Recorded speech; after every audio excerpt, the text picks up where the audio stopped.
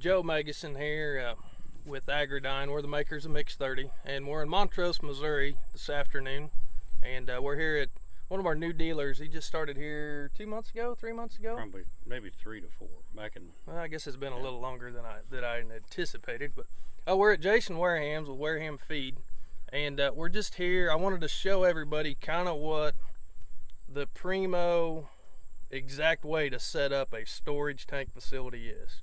You know, I've been across the country and seen a lot of different creative ideas that work, you know, specifically for a given operation. But if I was going to go in and build a new, completely from scratch storage tank facility, this is what I would put together. He's done an excellent job of engineering, making it simple, and making it functional. I mean, that's the biggest thing to me with this particular setup. It's really easy to use. But so to handle a semi-load Mix 30, we do need at least 6,000 gallons worth of storage, because that truck's going to handle about 5,200 gallons of product. So we want a little bit of leeway between the truckload and what you've got in terms of total storage capacity. So here we've got two 3,000 gallon poly tanks, which is a typical, I would say 95% of the guys, that's how they're going about doing it. But using these poly tanks. Now he's went a little, I don't want to say overboard, but he went the extra mile on this. If you kind of pan down here, you can see that he's went to 3-inch on his inlet. So when that semi comes in, he's going to hook right to this line, and then they can fill both of these tanks at once. You know, we've got a set of, or series of valves here that if he wants to go into that tank first, he can shut this one off and go straight into there. Or if he just wants to pump them, you know, both of them at the same time, he can go ahead and flow it into there.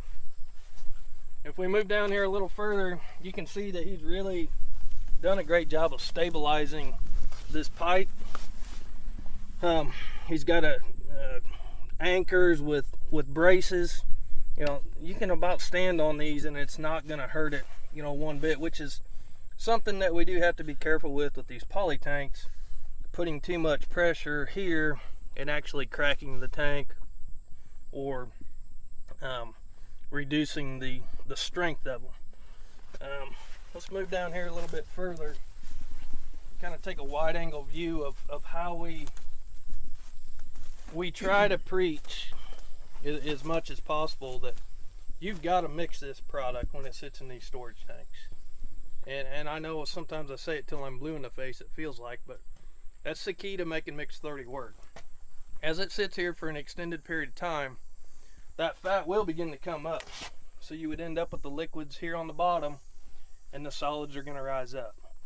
So you've got a great system put together here where it comes right out of the top of this electric pump.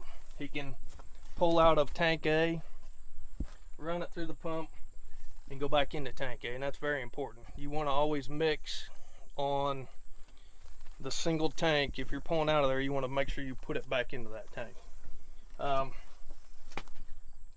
Turn this on here real quick, Jason. I'd like to show everybody kind of how it runs. This is a single phase 240. Just single phase 240 volt motor and pump. Yep. It's really great because particularly in the wintertime, you're not out here trying to pull a rope or fill it with gas. All you got to do is make sure you paid your electricity bill. I just want the little extra dollars to make it that way, because I had the electricity in the shed, and you know, we could kind of make it nice and trick it out and put it in right, and and it's you know, it's, you don't have the gas that you got to bring over, and you're not pulling a rope, and you know, if your longevity is a little longer with one of these, I believe. Yes. So. Yes. But yeah, we can turn it on, and we can valve both on or off, or just circulate one tank, and then you can shut one off and go to the other tank. And so let's go ahead and do tank A right now. Okay. I'm going to go ahead and turn this valve off here. Yep. We'll close that down. We've got this bypass system put together here. So we're going to pull straight out of here. It's going to come down the line right into the pump, and then it's going to come up the discharge side. And then the pump's turned on now. We got a little loud, but we're going to come out the top side of this discharge pump and go right back into the tank. I'm going to kick this on, and you'll probably be able to hear it.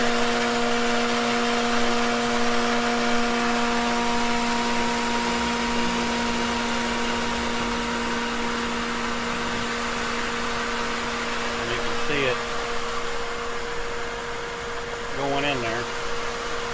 Probably a little hard to see on the camera here, but you can see where this product's moving through here, and that's what we're really looking for, is that surface action. We want to get the liquids off the bottom and put it back into this this fat that's come back to the top. You know, traditionally I always tell customers that we need to mix on this product for a minute for every day that it's sat. Particularly in the summertime, that product will tend to come apart a little faster the hotter it is out. So it's very, very important that the product is mixed every time, not only from a nutritional standpoint. We want to make sure the cows are getting 16 protein, 10 fat every time we take it out. But really the biggest issue is from a logistical standpoint. If we don't mix on it and that fat begins to build up in this tank over a period of time, then the truckloads won't fit anymore. But we wanted to show everybody this particular setup because this is really top notch. I mean, this is how it should be done, and I really wanted to commend Jason on his ability here. I mean, he's engineered this thing to a T, and it's very functional, very easy for him to use, and also for the truck drivers to use as well. So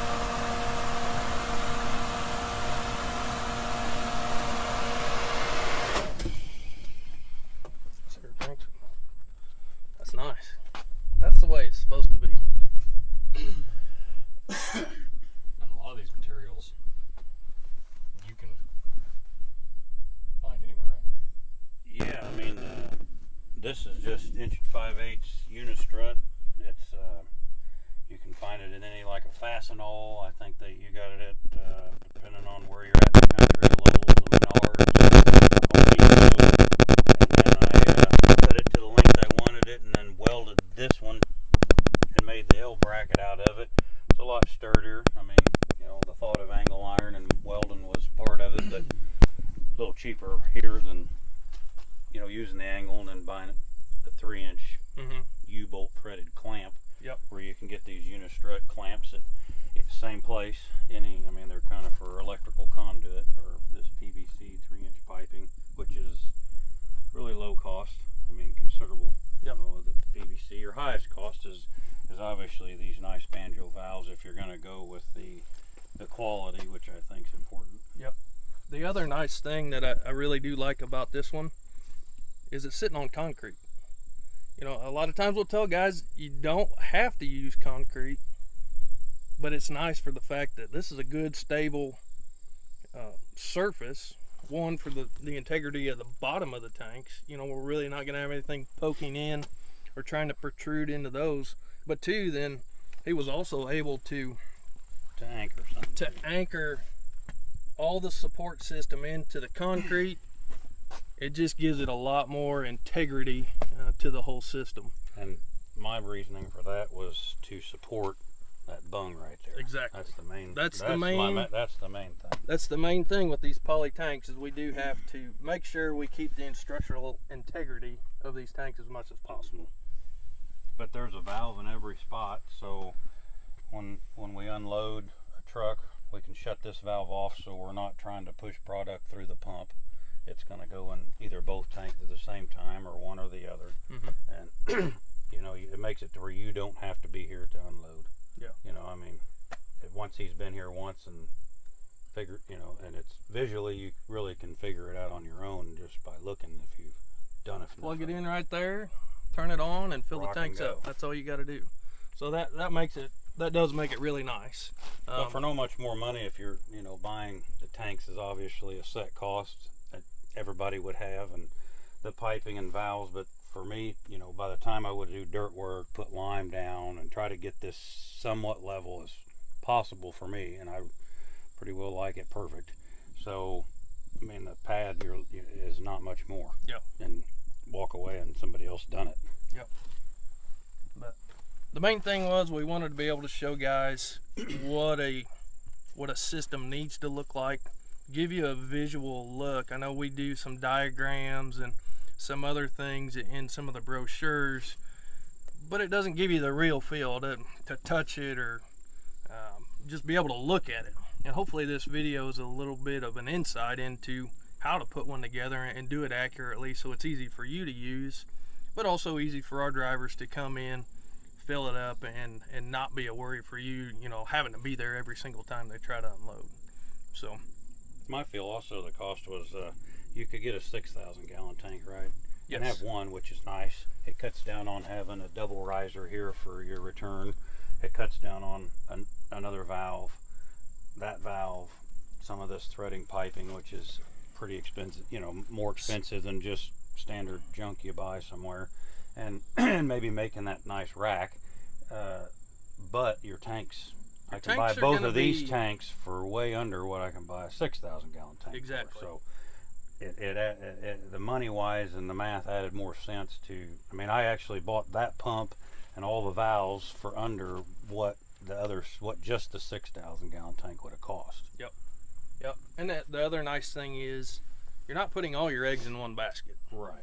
which is, you know, something that's important. I've seen that in the past where guys have put it into a 6,000 gallon poly tank, and that tank's actually cracked and split as they were unhooking the hose from the semi, which is a pretty bad feeling. Pretty drastic. You see 5,200 gallons of feed running down the pasture, it's a little tough.